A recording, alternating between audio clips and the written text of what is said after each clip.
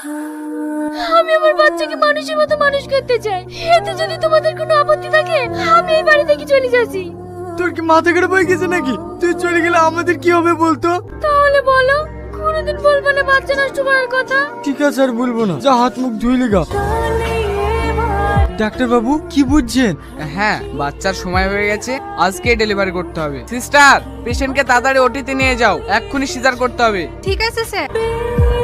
Doctor বাবু আপনার সাথে কিছু কথা আছে। হ্যাঁ বলুন। ডাক্তার বাবু, আমার বোনের পেটে যে বাচ্চাটা আছে ওটা অবৈধ বাচ্চা। আপনি যা করি হোক ওই বাচ্চাটাকে সরাতেই হবে।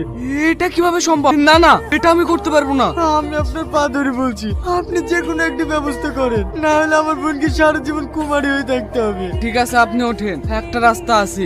আজ 10 বছর আমার বিয়ে হয়ে গেল, কোনো আমার সন্তান হয়নি। যদি এই বাচ্চাটা আমি নিই তাহলে আপনাদের কি আপত্তি আছে? না না, আপনি তো আমাদের বাঁচালেন।